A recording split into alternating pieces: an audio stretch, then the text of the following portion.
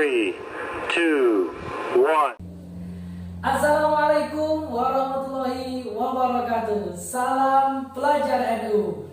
Belajar, berjuang, bertakwa. Baik, sebelumnya welcome back to channel Pelajar NU Podcast. Jadi di podcast kita pada malam hari ini kita akan ditemani oleh orang yang spesial, ya, di mana beliau ini adalah sosok pemimpin di jajaran pimpinan cabang IPPNU Kabupaten Ngawi. Kemarin kita sudah sedikit berbincang-bincang dengan rekan ketua PC IPNU dan hari ini, ya, kita akan sedikit berbincang-bincang, sedikit sharing-sharing kepada beliau Rekanita Dias. Baik teman-teman semuanya, mungkin pengen penasaran siapa beliau, mari kita sapa. Halo, assalamualaikum Rekanita Dias. Halo, assalamualaikum. Selamat malam. Selamat malam. Wah, sudah hari semakin malam masih bersinar-sinar ya wajahnya ya. Alhamdulillah, jangan berlebihan ya. Jadi begini Rekanita Dias, ini merupakan salah satu podcast kita yang pertama. Nah, di sini kita di podcast yang pertama ini kita ingin mengenal lebih dalam kepada sosok pemimpin kita di jajaran pimpinan cabang IPPNU. Kemarin kita sudah menghadirkan rekan Toib dan hari ini kita menghadirkan Rekanita Dias. Sebelumnya saya pribadi mengucapkan terima kasih banyak kepada Rekanita Dias yang sudah meluangkan waktunya. Baik, sama perihalnya seperti ketua IPNU kemarin Rekanita, ada pepatah juga mengatakan tak kenal maka tak sayang. Nah, jadi bahasa para buaya-buaya itu ya, biar saya itu kenal dengan, mari kita saling mengenal. Karena teman-teman dari mungkin jajaran cabang yang lain atau rekan-rekan kita dari PAC yang lain belum mengenal ketua PIPP itu siapa sih? Nah, ini dia. Mungkin bisa diperkenalkan terlebih dahulu. Baik, terima kasih sebelumnya rekan Ali. Assalamualaikum warahmatullahi wabarakatuh. Waalaikumsalam warahmatullahi wabarakatuh. Selamat pagi, siang, sore, malam rekan-rekanitaku semuanya yang ada di Kabupaten Ngawi khususnya. Alhamdulillah memulai podcast kita dengan perkenalan, nggih. Sepertinya saya kurang populer makanya harus diperkenalkan. Nama aku loh Dias Hastu Astrian. Kebetulan per hari ini menjabat sebagai Ketua PC IPPNU Kabupaten Ngawi bersama rekan kulo, rekan Toib selaku Ketua PC IPNU Kabupaten Ngawi. Tadi Rekanita Dias siapa? Rekanita Dias Hastu Astrian. Susah ya? Susah. Restoran Spanyol. Gitu ya. Spanyol. Baik, Rekanita Dias. Ini mungkin pertanyaan saya mewakili teman-teman kali ya. Baik, kira-kira alamatnya itu di mana, alamat rumahnya Rekanita Dias? Bahaya enggak ini? Iya. Alamat saya di Kecamatan Widodaren, lebih tepatnya di Desa Gendingan. Desa Gendingan. Ya, terminal Gendingan. Nah, itu Terminal. landmarknya terminal Gendingan. Kalau apa? Yang terkenal Kartonyono ya, ini terkenal Gendingan ya ini. Iya, di Gendingan juga ada terminal yang Oh, nggak kalah gitu. dari Kartonyono. Baik. Bagi untuk teman-teman, kebetulan saya juga tahu rumahnya, ya kan? Mungkin dari rekan-rekan kita pengen ya silaturahmi atau pengen main-main, bisa. Nanti linknya ya, alamat rumahnya Google Maps saya kasih di bawah sini. Langsung sikat saja nanti. Baik, sikat saja silaturahmi maksudnya. Mohon maaf, ini punya rumah siapa? Tapi nggak apa-apa, ya nggak apa-apa. Iya. Iya, nggak apa-apa, rekan-rekan kita silakan. Kan memperbanyak silaturahmi Iya, bagus kan? boleh. Iya, silakan mampir buatan Baik. Jadi begini Rekanita Dias, berbicara mengenai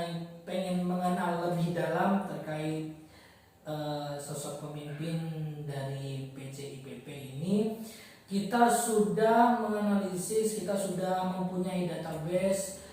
Ada beberapa pertanyaan, question dari teman-teman di seluruh Kabupaten Ngawi terutama.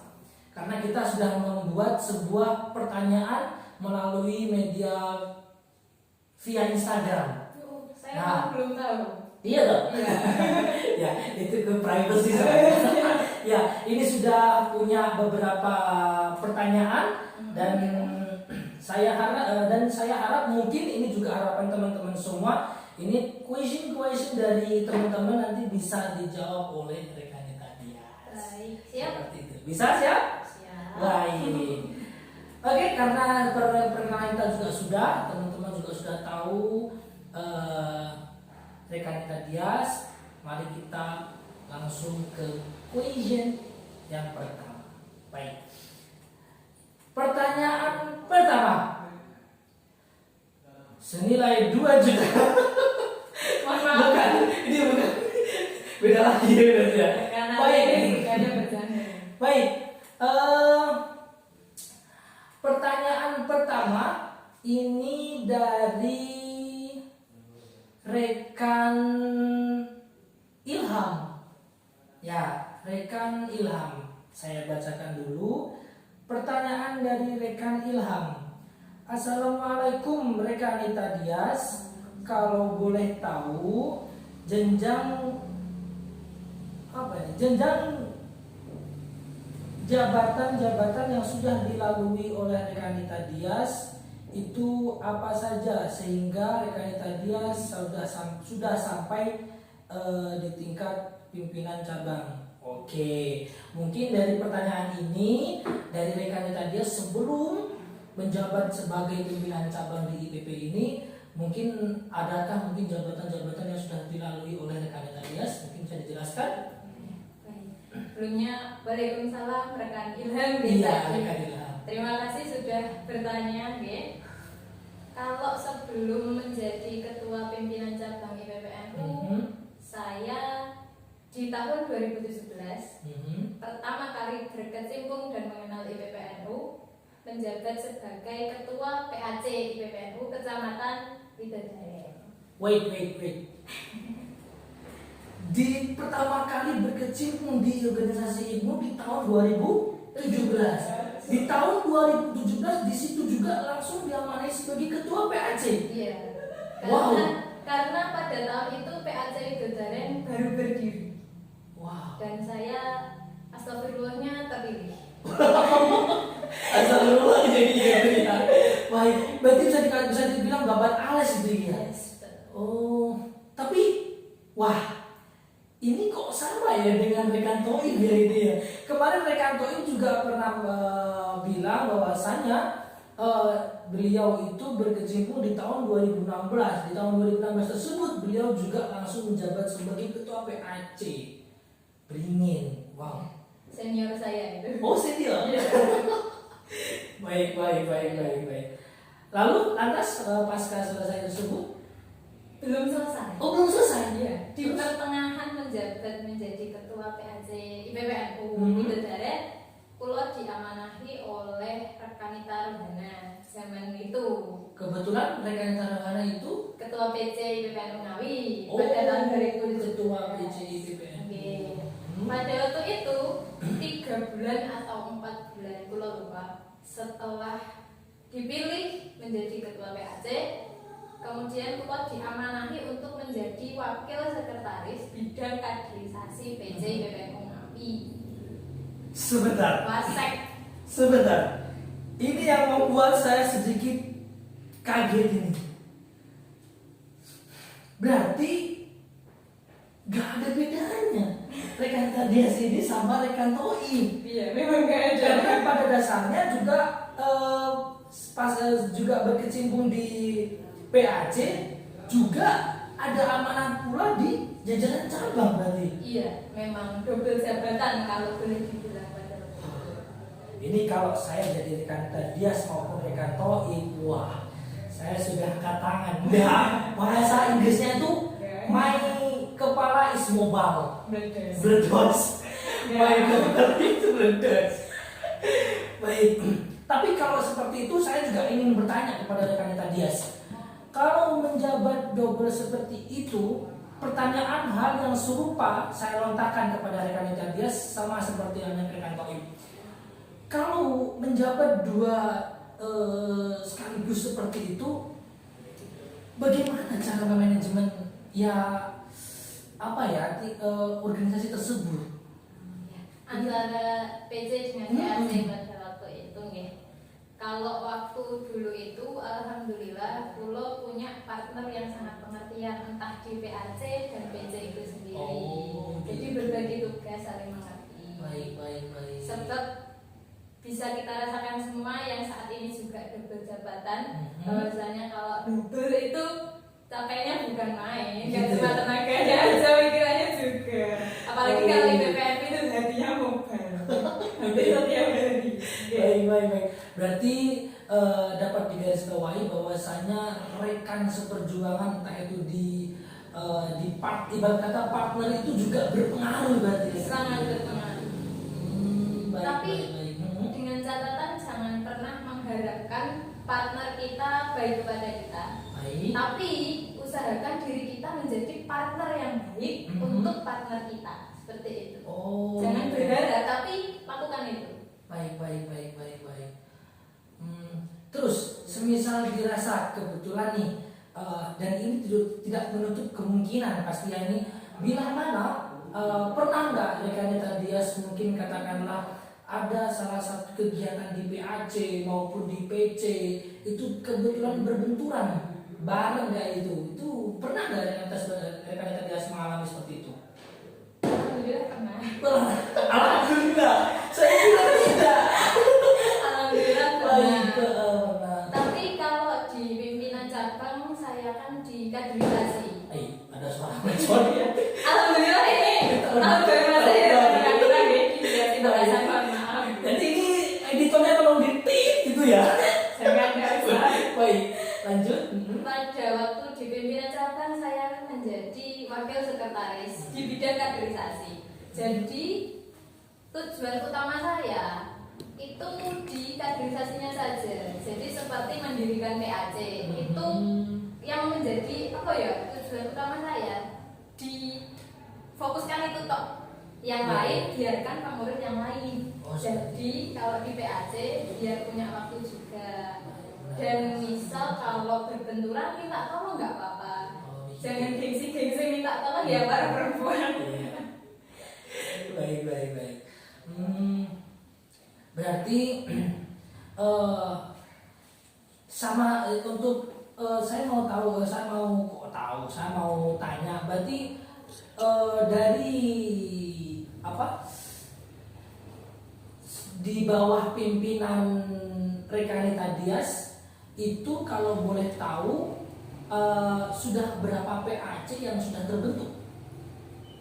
Pada waktu itu ada 9 PAC rekan Ali. Itu di bawah pimpinan siapa? Waktu itu kepengurusannya rekanita Anif dan Iya. rekan Anam. 2011. Baik. Kemudian tim kaderisasi dan semua teman-teman pimpinan cabang berusaha untuk mendirikan agar PAC genap 19. Oh iya, kebetulan kemarin dapat informasi dari rekan Toib bahwasanya di Kabupaten Ngawi itu ada 19 PAC ya. Iya, betul. Baik, kebetulan dari terbentuknya apakah dari IPP itu sendiri sudah terbentuk 19 PAC? Pada waktu itu masih 9 PAC. Masih 9. Iya. Terus habis itu babat yang sisanya berupa PAC itu. berapa PAC? Jadi Iya. total sudah genap 19 PAC belum untuk saat ini? Sudah. Sudah. Ketika rekan Anang dan rekanita Anif periode 2017-2019, alhamdulillah sudah genap 19 PAC. Tapi sepertinya ada yang belum itu geneng atau mana ya, saya lupa. Geneng itu belum maksimal. Baik, berarti di bawah pimpinan Rekanita Dias ini sudah maksimalkan semua berarti. bukan di kepemimpinan Pulau, tapi para alumni dulu yang sudah membawa IPB sampai ke level ini. Baik. Saya tinggal meneruskan dengan rekan Taufik. Terima kasih deh rekan-rekan kita alumni. Tapi saya juga pernah dengar ada peribahasa mengatakan mending apa ya itu ya. Pokoknya tuh kalau misal saya tuh membabat alas mencari membuat sebuah PAC itu lebih mudah daripada mempertahankan beberapa PAC tersebut. Itu Bapak mengatakan seperti itu. Apakah benar seperti itu ya? Kalau menurut saya tidak 100% benar juga.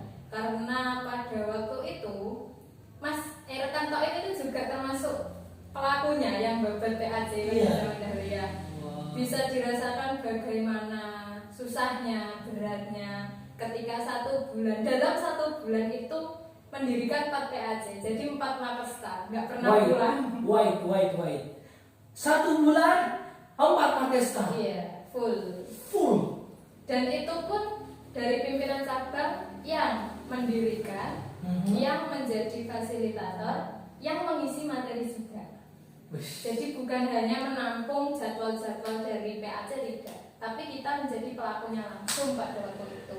Wow, keren. Tapi bukan hanya saya, banyak yang lebih hebat zaman dulu. Saya cuma ikut aja. Gitu. Iya.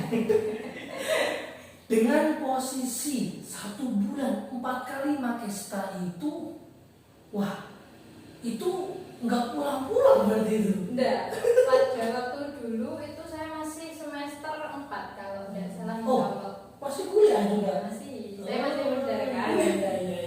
Nah, pada waktu itu setiap kali pulang kuliah, saya kuliah di Madiun Ngekos kebetulan, dan pulang ke Ngawi ke rumah itu setiap Sabtu dan Ahad. Nah, itu tidak pulang ke rumah, langsung ke lokasi Makesta. Keren. Loyalitasnya buat organisasi mantap. Nah, semuanya juga gitu nggak? Oh gitu ya. Sama ya, yang sekarang juga begitu. Baik. Lantas pasca menjabat sebagai wakil sekretaris kaderisasi, habis itu kemudian di tahun 2019 sampai 2021 pada waktu itu ketuanya Mbak Duratun Nafiah. Iya, Mbak Nafiah. Pada waktu itu saya menjabat sebagai sekretaris PC IPPN. Oh, berpartner sama Mbak Nafiah. Iya. Mbak Nafiah. Baik. Langsung naik di sekretaris ya? Ya, setelah menjadi wakil sekretaris jadi sekretaris. Baik. Dan sekarang astagfirullahnya menjadi ketua. Terima kasih rekan Rita Nafiah dan rekan Rita di 19 PAC ini sudah memilih saya. Iya. Baik, itu jawaban dari rekan Ilham yang pengen tanya tadi, apa sih jenjang-jenjang jabatan-jabatan yang sudah rekan tadi lalui, yaitu tadi mulai dari bawah, dari jajaran ketua PAC sampai ke wakil sekretaris di bidang kaderisasi, bahkan sampai naik ke sekretaris dan sampai di level yang di sini. Astagfirullah itu. Yang astagfirullah. Baik. Saya mau pesan sebenarnya rekan. Kalimat astagfirullah saya itu bukan kok untuk menakut-nakuti teman-teman yang sekarang menjadi ketua, tapi untuk guyonan saja. Jadi ketua itu manfaatnya banyak, apalagi kalau masih muda di jajaran PR atau PAC, sepanjang semua lebih bisa mengolah leadership yang dimiliki. Jangan jadi beban ya, oke? Tetap sok. Yes. Nanti kalau semisal dirasa sedikit susah, sharing curhat sama rekan tadi. Siap. Pasti rekan tadi harus 24 jam bisa membalas itu nanti. Bisa membalas chat ya. Mohon maaf ini. Nanti WA juga saya sediakan di bawah sini. Terima kasih. Baik. Sama-sama. Baik. Lanjut ke question yang kedua. Ini dari Kita scroll dulu ya, rekan-rekan sabar, karena banyak juga hasil question-question yang masuk di media kita, di Instagram kita. Alhamdulillah, berarti rekan-rekan kita semua melek teknologi dan Wih. aktif sosial media. Benar Itulah sekali. dakwah kita.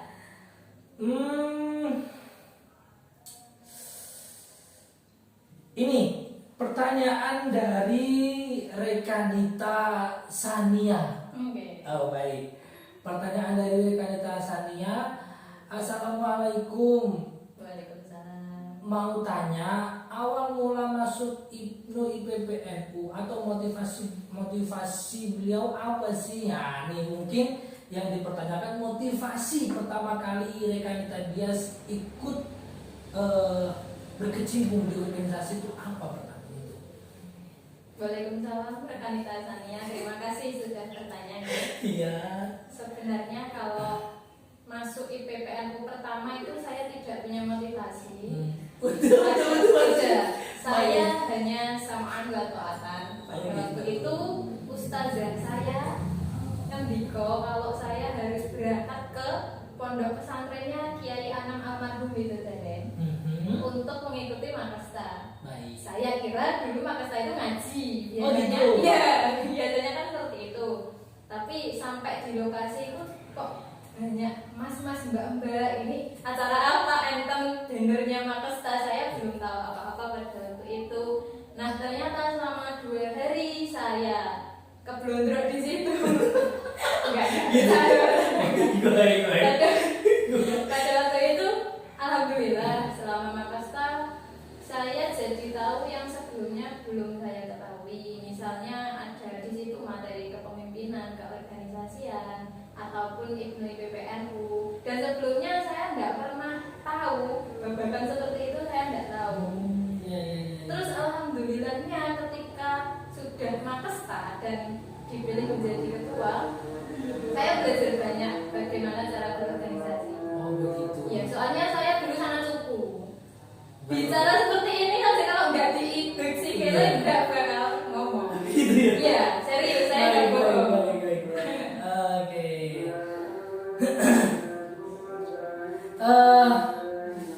Baik, karena mungkin sebenarnya masih banyak rekan-rekan kita pertanyaan-pertanyaan yang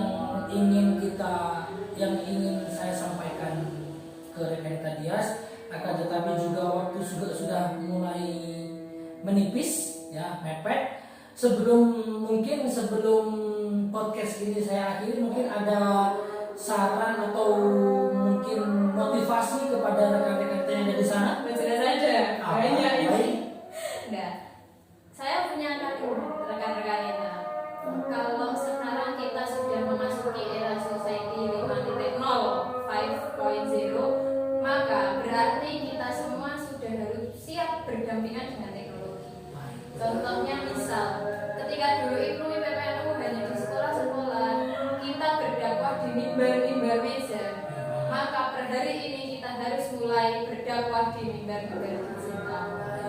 Selain itu, saya punya satu kalimat yang menarik pesan untuk rekan-rekan kita di seluruh Kabupaten Ngawi. Kalau Mas Al dan Mbak Andin saja terikat dalam satu ikatan bernama Ikatan Cinta, maka kita semua juga terikat dalam satu ikatan yang bernama Ikatan Pelajar Nahdlatul Ulama dan Ikatan Pelajar Putri Nahdlatul Ulama. Alright. Kalau teman-teman kan pasti tahu Mas Al dan Mbak Andin juga jauh-jauh. Korbannya kena cinta berarti ya dia. Iya. Sudah mungkin itu saja rekan Ali. Baik, terima kasih motivasi dari rekan Dias. Iya, sama-sama. Ya mungkin podcast kita akhiri sampai sini dulu, dan jangan khawatir untuk teman-teman semua.